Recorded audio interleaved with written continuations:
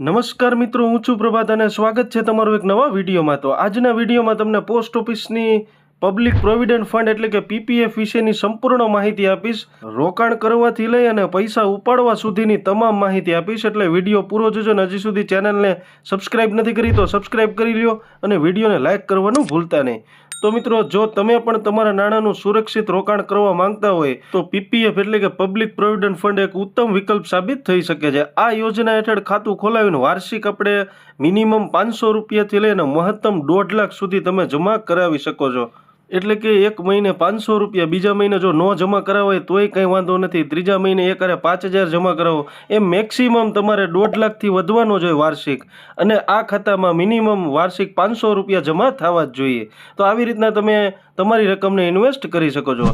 આ ખાતાની પરિપક્વતા મુદત તમારે 15 વર્ષની રહેવાની છે. મિત્રો, 15 વર્ષ પછી આ મુદતને વધારીને 5 વર્ષ માટે તમે લંબાવી પણ શકો છો. હવે મિત્રો, હું તમને એ જણાવી દઉં કે પીપીએફનું ખાતું કોણ ખોલાવી શકે. તો પીપીએફ યોજના હેઠળ ખાતું ખોલાવવા માટે જે તે વ્યક્તિ ભારતીય નાગરિક હોવું આવશ્યક છે.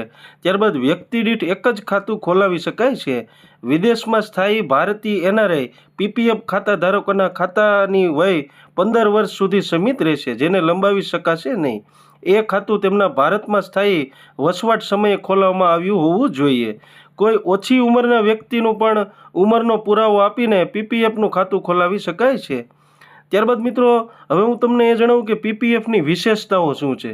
તો મિત્રો, પીપીએફ ખાતાની અવધિ સામાન્ય રીતે ખાતાની અવધિ 15 વર્ષની હોય છે, પણ તમે એક મુદત વધારી અને 5 વર્ષ લંબાવી પણ શકાય છે. નાણાં જમા કરાવવાની રીત: તમારા પીપીએફ ખાતામાં પૈસા જમા કરાવવા માટે તમે net banking, credit card, debit card, demand draft, cheque, cash કોઈ પણ રીતે તમે આમાં જમા કરાવી શકો છો. પીપીએફ ખાતું ખોલાવવા માટે જમા કરાવવાની રકમ: પીપીએફ ખાતું ન્યૂનતમ 100 રૂપિયા અને મહત્તમ 1.5 લાખ સુધી તમે જમા કરાવી શકો છો. ત્યારબાદ આગળ જણાવ્યું એમ કે જમા કરાવવાની ન્યૂનતમ મહત્તમ રકમ ફાઇનાન્શિયલ યરમાં મિનિમમ 500 રૂપિયા જમા થવા જ જોઈએ. મેક્સિમમ એકાઉન્ટમાં 1.5 લાખ સુધી તમે રોકાણ કરી શકો છો. તમે વાર્ષિક 12 હપ્તામાં પણ રોકાણ કરી શકો છો. ત્યારબાદ મિત્રો, તમારે વર્ષમાં એકવાર ઓછામાં ઓછી ડિપોઝિટ કરવી જ જોઈએ.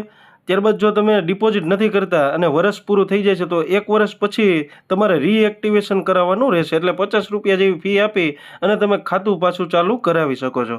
નેક્સ્ટ મિત્રો, પીપીએફ ખાતામાં લોનની પણ સગવડ છે. લોન ખાતું ખોલાવ્યાના 3જા અને 5મા વર્ષ વચ્ચે જમા કરાવેલી રકમ ઉપર 25% સુધીની હોઈ શકે છે. મિત્રો, 6ઠ્ઠા વર્ષ પછી પણ તમે લોન મેળવી શકો છો.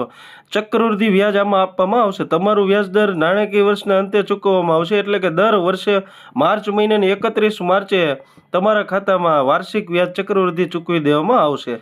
ત્યારબાદ મિત્રો, તમે પીપીએફ ખાતાનો એક મોટો ફાયદો એ છે કે એમાં એટીસી હેઠળ તમે 1.5 લાખ સુધીનું કર કપાત લઈ શકો છો. નેક્સ્ટ આનો લાભ જણાવું તમને તો જોખમ મુક્ત વ્યાજ દર, એટલે કે બજારને અને આને કાંઈ લેવા દેવું નથી, શેર માર્કેટને. આ યોજનામાં તમે 8% સુધીનું વ્યાજદર મેળવી શકો છો. તે ચક્રવૃદ્ધિ વ્યાજદર આપવામાં આવશે. નેક્સ્ટ મિત્રો, પીપીએફ ખાતામાં તમને 7 નાણાકીય વર્ષ પૂરા થઈ ગયા હોય અને તમે 7 વર્ષ પછી આંશિક રકમ ઉપાડવાની સુવિધા પણ આપવામાં આવે છે. ત્યારબાદ મિત્રો, ઉપાડની પ્રક્રિયા વિશે તમને માહિતી આપો તો પ્રથમ વર્ષના અંતિમ લવાજમથી લઈ અને 5મા નાણાકીય વર્ષના અંત સુધી પીપીએફ ખાતામાં કુલ ઉપલબ્ધ રાશિના 50% સુધીની તમને ઉપાડ કરવાની સુવિધા આપવામાં આવશે. ત્યારબાદ મિત્રો, જ્યારે 15 વર્ષની મુદત પૂરી થાય ત્યારે ખાતાધારકને આ મુદત પછી વ્યાજ સહિતની રકમ આપી દેવામાં આવશે. ત્યારબાદ નેક્સ્ટ પીપીએફના નિયમો વિશેની વાત કરું તો ઉપાડ માટેનો શું નિયમ છે. તો પીપીએફ ખાતામાં ઉપાડ કરવા માટે મિત્રો તમારે ફોર્મ C સબમિટ કરવું પડશે. બેંકમાં તમે પીપીએફનું એકાઉન્ટ ખોલાવી શકો છો અને પોસ્ટ ઓફિસમાં પણ ખોલાવી શકો છો. એટલે મિત્રો, તમે જો પોસ્ટ ઓફિસમાં અથવા બેંકમાં પીપીએફનું એકાઉન્ટ ખોલાવેલો છે અને તમારે ઉપાડ કરવાનો છે પૈસાનો, તો તમારે ફોર્મ C સબમિટ કરવાનું રહેશે અને સાથે તમારે સહી કરવાની રહેશે અને પાસબુક સબમિટ કરવાની રહેશે.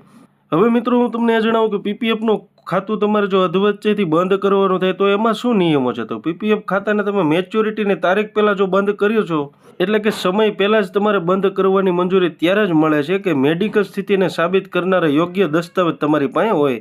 એટલે કે તમારે જો કોઈ મેડિકલ સારવાર લેવાની થઈ હોય, દવાખાનામાં તમારે પૈસાની જરૂર પડી હોય તો તમે એકાઉન્ટ બંધ કરી અને પૈસા ઉપાડી શકો છો.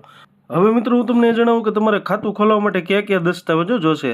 તો મિત્રો તમારે એક આધાર કાર્ડ અને પાન કાર્ડ અને 2 પાસપોર્ટ સાઇઝના ફોટા પોસ્ટ ઓફિસે લઈને જવાના છે. ત્યારબાદ કોઈ પણ નજીકની પોસ્ટ ઓફિસ અથવા બેંકમાં પણ એકાઉન્ટ ખોલાવી શકો છો. આટલા દસ્તાવેજ સબમિટ કરી અને ત્યારબાદ કોમન ફોર્મ આવે છે એ તમારે ભરી દેવાનું છે અને મિનિમમ 500 રૂપિયા અથવા મેક્સિમમ તમે 1.5 લાખ સુધી ભરીને વાર્ષિક આ રીતનું એકાઉન્ટ ખોલાવી શકો છો. તો મિત્રો વિડીયો કેવો લાગ્યો કોમેન્ટમાં જણાવો. હજી સુધી ચેનલને સબસ્ક્રાઇબ નથી કરી તો સબસ્ક્રાઇબ કરી લો અને વિડીયોને લાઇક કરવાનું ભૂલતા નહીં.